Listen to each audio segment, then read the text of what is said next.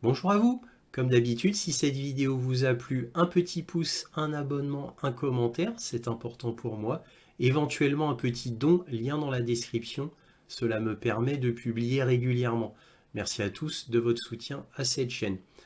Donc là, on va parler principalement de Fabien Bouglet, qui est un expert en énergie français, très connu d'ailleurs, et il passe assez souvent à Sud Radio. Et justement, nous allons voir donc une vidéo de Fabien Bouglet à Sud Radio concernant l'éolien.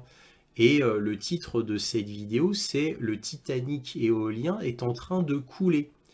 Et Fabien Bouglet va nous expliquer tous les tenants et les aboutissants de l'économie éolienne en Europe et principalement en Allemagne et en France. Donc vous allez voir, cela va être très intéressant. Vous allez apprendre bien d'autres choses encore, étant donné que la vidéo dure 14 minutes. Mais avant de vous montrer cette vidéo, j'aimerais vous donner brièvement le contexte énergétique entre l'Allemagne et la France et ce qui explique notre mésaventure maintenant. Alors, au début, cela se passait bien. À la création de l'Europe, ça se passait bien.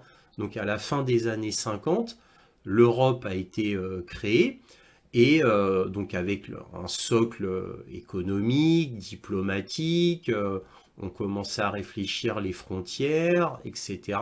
Mais aussi, il y avait un accord commun concernant le nucléaire, qu'il y ait les pays d'Europe autour du nucléaire. Donc le nucléaire était très important pour l'Europe, de manière très officielle.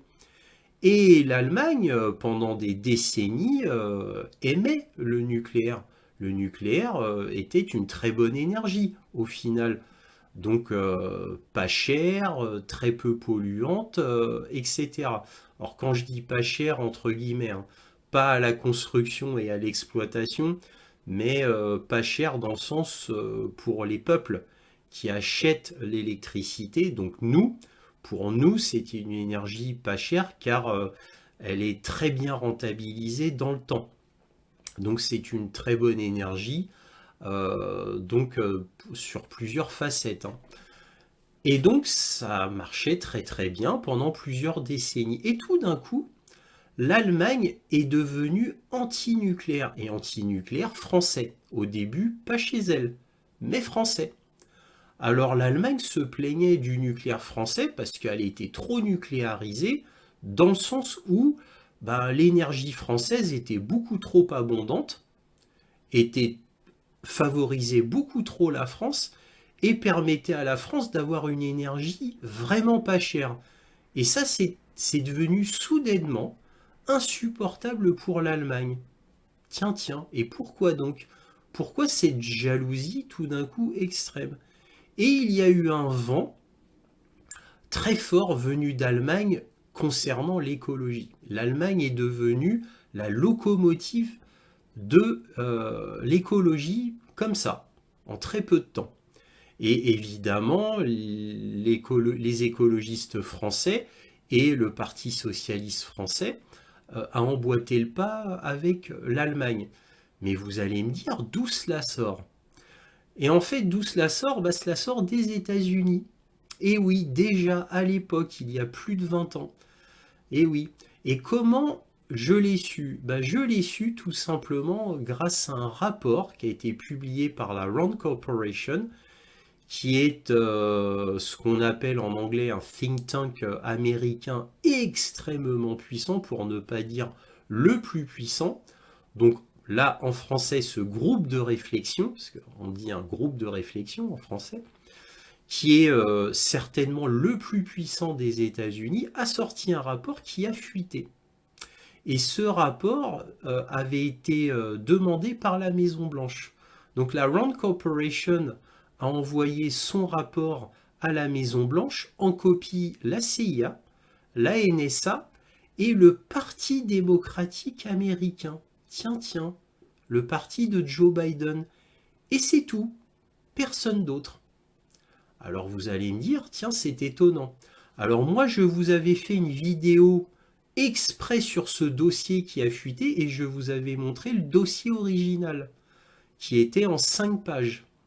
Donc ce dossier, il faut absolument le lire ou tout du moins le connaître. Donc je vous invite absolument à regarder ma vidéo sur la Rand Corporation et ce dossier absolument explosif.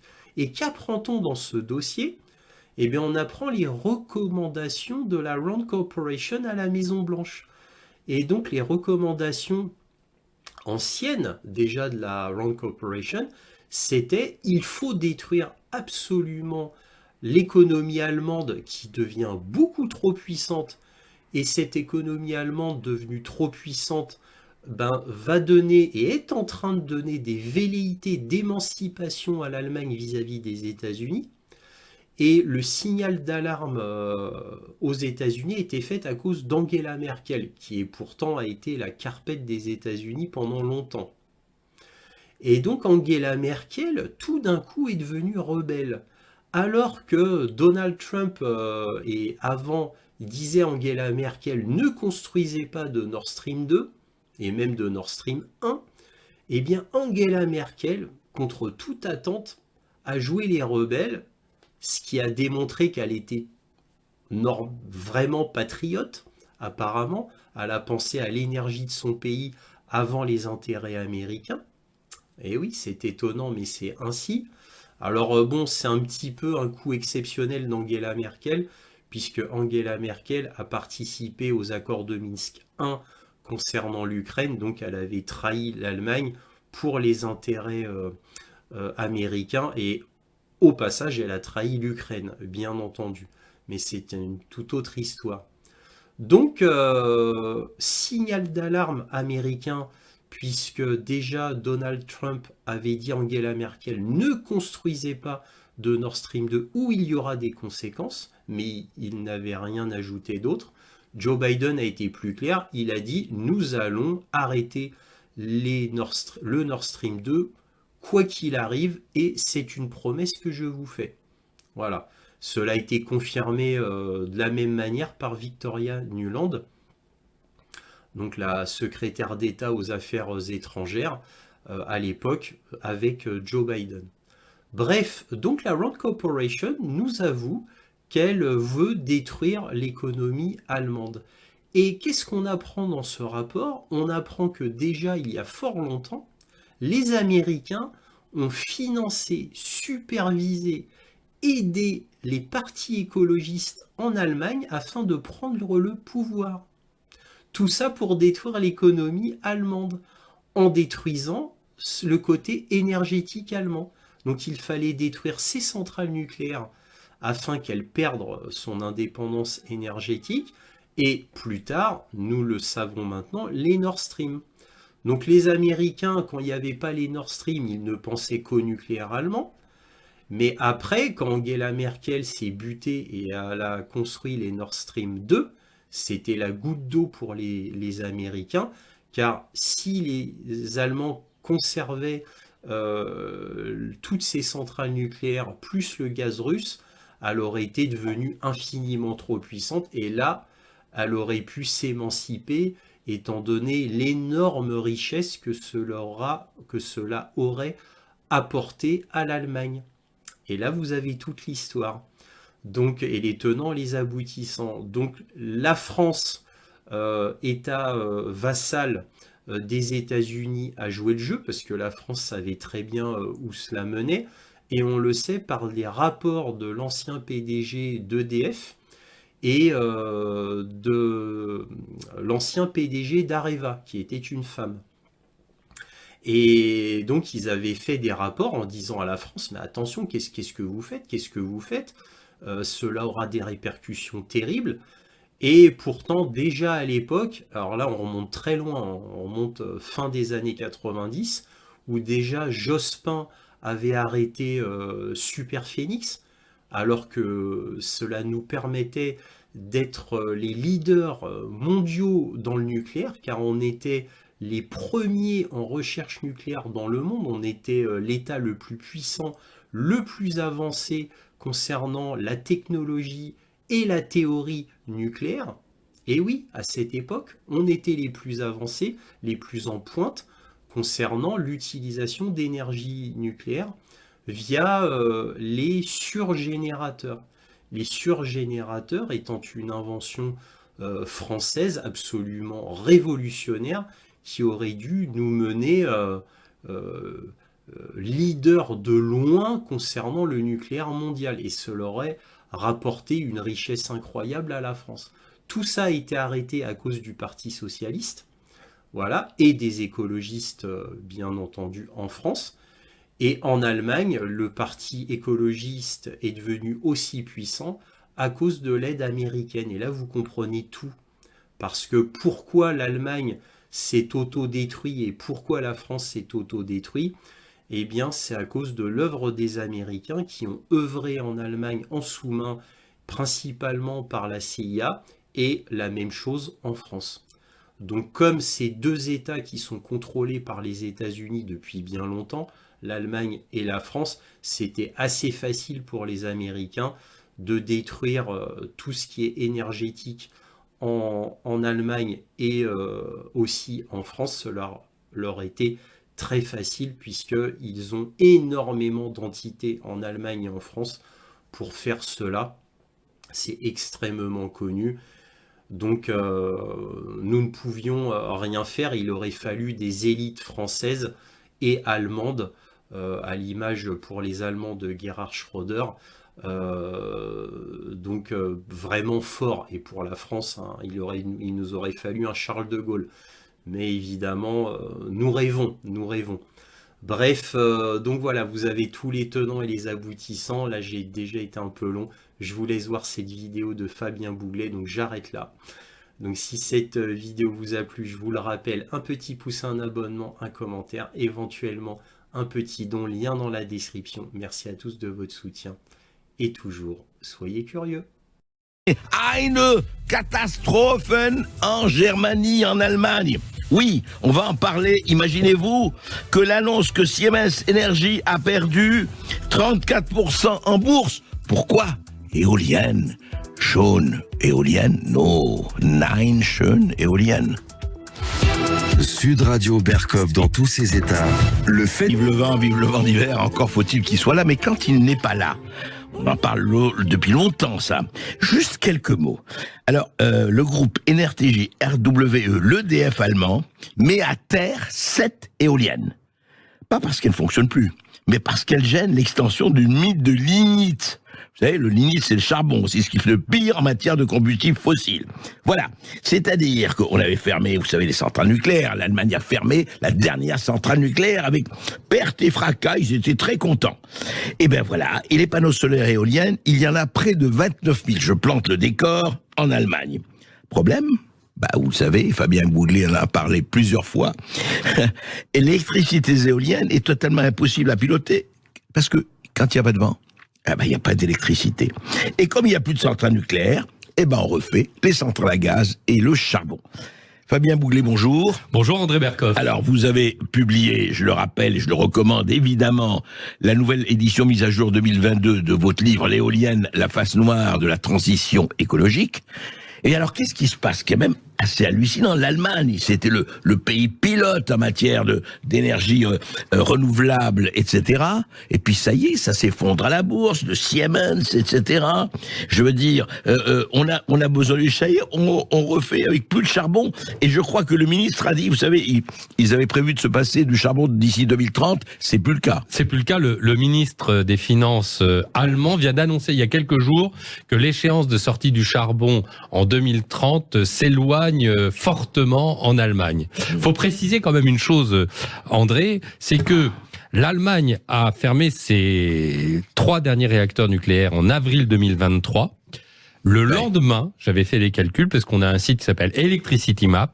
Le lendemain, l'Allemagne, avec ses éoliennes couplées aux centrales au charbon, émettait 15 fois plus de gaz à effet de serre que la France. 15 fois plus.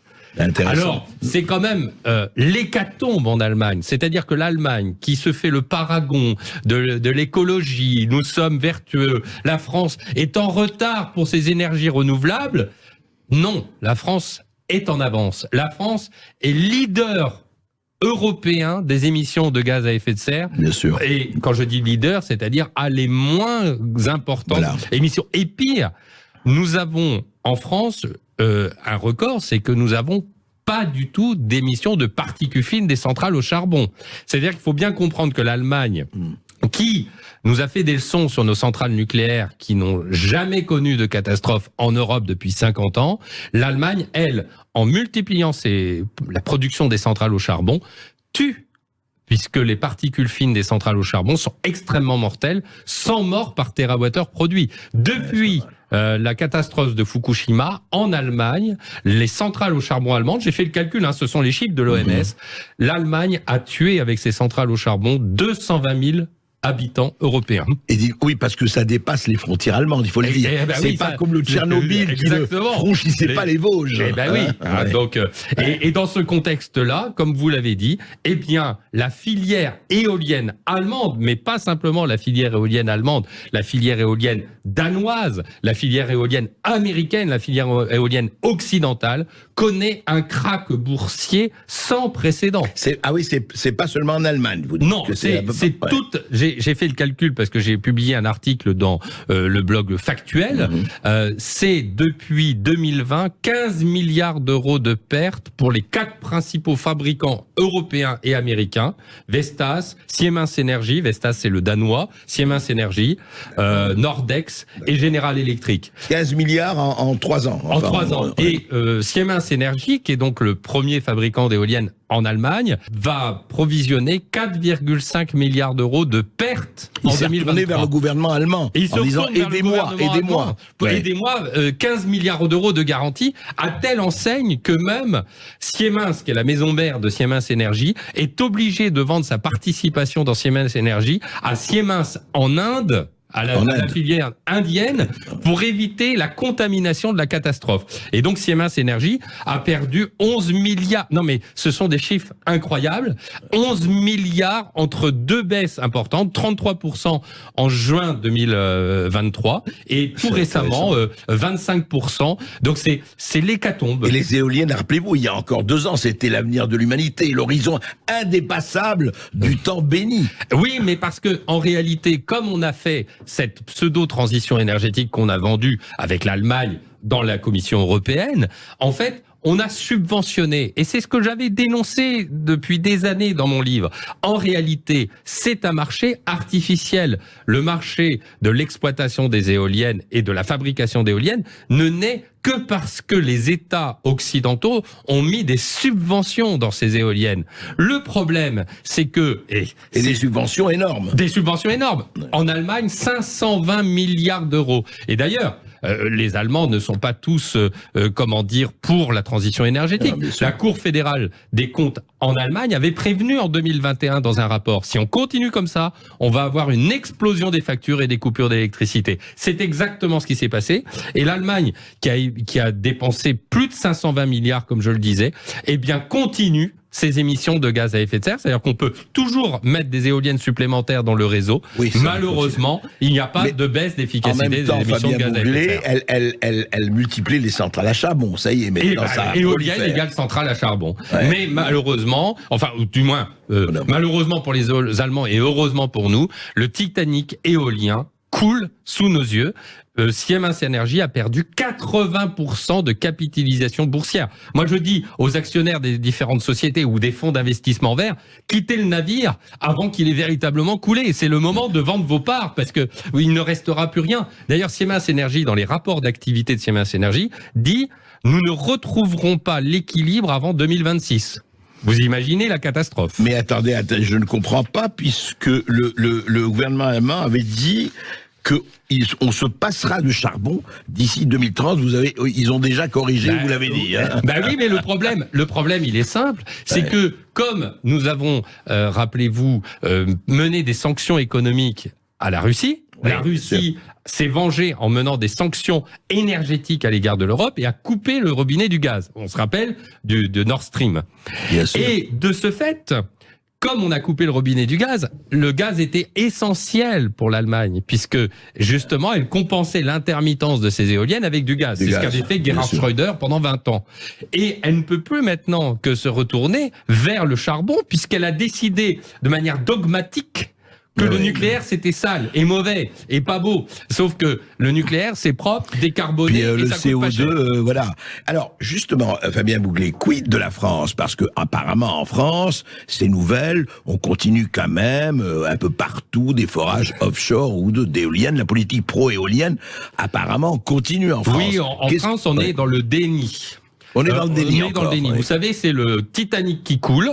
Et en France, on est dans l'orchestre, on continue à se poser la question, comment on va accélérer l'installation d'éoliennes? Il y a actuellement un projet de loi... C'est plus près de toi, ma Pannier-Runacher. Voilà. Non, mais Agnès Pannier-Runacher, il faut lui reconnaître une chose, elle fait un formidable travail au niveau européen sur la relance du nucléaire et l'alliance du nucléaire. Oui, c'est vrai. Ça, c'est... Mais après, c'est pas elle qui est en cause, bien sûr. Mais après avoir voulu, rappelez-vous Hollande, rappelez-vous Macron, première mouture, on voulait arrêter le nucléaire. Voilà, elle ne fait que subir la politique de ces 20 dernières années. En revanche, et je le répète, je le dis au gouvernement, vous allez partir avec l'eau du bain. À continuer à développer l'éolien qui est en train de devenir une catastrophe internationale digne des subprimes. Hein. On peut comparer à la catastrophe des subprimes sur les emprunts de pourris 2008. De 2008. Eh bien, le gouvernement, en continuant contre vents et marées à vouloir développer l'éolien, faire une loi d'accélération des éoliennes, faire les décrets d'application, il va y avoir à l'Assemblée nationale, et bien se retrouve dans la situation de continuer d'être dans le Titanic qui va couler, alors qu'il faut prendre les bateaux de sauvetage. Donc moi je dis au gouvernement, prenez les bateaux de sauvetage, arrêtez cette politique idiote d'installation d'éoliennes qui est en train de s'effondrer. Oui, ben enfin écoutez, ils regardent comme nous et mieux que nous peut-être ce qui se passe en Allemagne. Ça ne leur inspire rien comme réflexion. Vous savez, mon livre Éolienne, la face noire de la transition écologique est sorti il y a 4 ans. Globalement, puis mon livre Nucléaire, les vérités cachées, globalement, j'ai constaté qu'une information qui était donnée chez vous, André Berkoff, rappelez-vous, on avait parlé de la guerre entre l'Allemagne et la France qu'on a annoncé dans cette émission de Sud Radio, il faut 1 an à 2 ans avant une prise en compte. L'état profond est lent dans le SADC. Il faut une infusion. Donc j'ai bon espoir. J'aimerais que le gouvernement agisse plus vite. J'aimerais qu'il y ait cette prise de conscience qu'il faut arrêter parce que pour la souveraineté énergétique de l'Europe et de la France, il faut absolument développer le nucléaire. C'est en cours avec l'alliance du nucléaire en Europe, mais il faut arrêter les éoliennes intermittentes parce que les éoliennes intermittentes nous contraignent, y compris en France. D'ailleurs, on a eu cette centrale à gaz qui a été installée à Landivisiau, à faire des approvisionnements en gaz naturel liquéfié américain et nous rendre dépendants du gaz américain. D'ailleurs, nous achetons le gaz de schiste américain, comme chacun sait. Hein. Parce que nous achetons le gaz de schiste américain pour compenser le gaz naturel, le gaz gazoduc russe. Donc, si vous voulez, toute éolienne qui est installée en plus sur notre sol est un grain de sable dans la chaussure du nucléaire français. Et rappelons une chose importante, il n'y a pas de filière éolienne française. Et donc, quand on installe une éolienne en France, on contribue au déficit commercial de la France. Oui, qui n'est pas mal en ce moment. Tandis que quand on installe une centrale nucléaire en France, eh bien, on produit de l'électricité en France avec des emplois non délocalisables, avec une technologie française. Donc en fait, c'est extrêmement vertueux. Mais Fabien Bouglet, ça veut dire autre chose aussi, ce que vous dites et ce que les nouvelles nous donnent. C'est quand même quelque part la fin d'une certaine Europe. Parce que, que le fait que l'Europe, de ce point de vue, n'existe pas. L'Allemagne a décidé, elle seule, de fermer toutes ses centrales nucléaires. Tout à fait. Mais où est la politique énergétique européenne? Eh bien, vous soulignez quelque chose de fondamental. L'Europe est née en 1957 avec 2 traités majeurs, la Communauté économique européenne, signée à Rome, et le même jour signée à Rome, la Communauté économique de l'énergie atomique. L'atome est lié à l'Europe, elle est consubstantielle, mais avec, je dirais, le rapprochement des Allemagnes après la chute du mur de Berlin, eh bien, ce qui s'est passé, c'est qu'on a eu l'extrême gauche écolo qui sont venus pour imposer les éoliennes. En réalité, l'Europe, c'est le nucléaire. C'était d'abord le charbon-acier et ensuite le nucléaire. Mais ça avait été un échec, le charbon et l'acier, et ça a été le nucléaire. L'Europe est basée sur le nucléaire. Or, ce qui s'est passé depuis 20 ans, ça c'est ce que j'écris dans mon livre, mon dernier opus, Guerre de l'énergie, c'est que l'Allemagne a infiltré la Commission européenne pour imposer l'Energiewende, c'est-à-dire cette transition énergétique basée sur les éoliennes couplées au gaz puis couplées au charbon. Et en fait, on se rend compte, parce que la bourse a toujours raison, hein, rappelons que ces baisses boursières vont avoir des effets dans l'économie réelle dans un an ou deux. La main invisible du marché. Exactement. Voilà. Eh bien, ce qui se passe, c'est l'effondrement de la transition énergétique allemande en Europe, et c'est justement l'occasion pour la France de redorer son blason avec ce qui a constitué la base de l'Union européenne, le développement de l'énergie atomique dont nous sommes leaders et dont, je vous rappelle, les États-Unis essayent de nous imposer dans les pays de l'Est leur technologie américaine. Et donc là, il y a un véritable bras de fer qui se met en place et c'est absolument passionnant. Mais en tout cas, ces chutes boursières sont un indicateur précieux de ce que le Titanic éolien est en train de couler. Et merci sous nos Fabien yeux. Bouglet. Et n'oubliez pas qu'il n'y a même pas l'orchestre.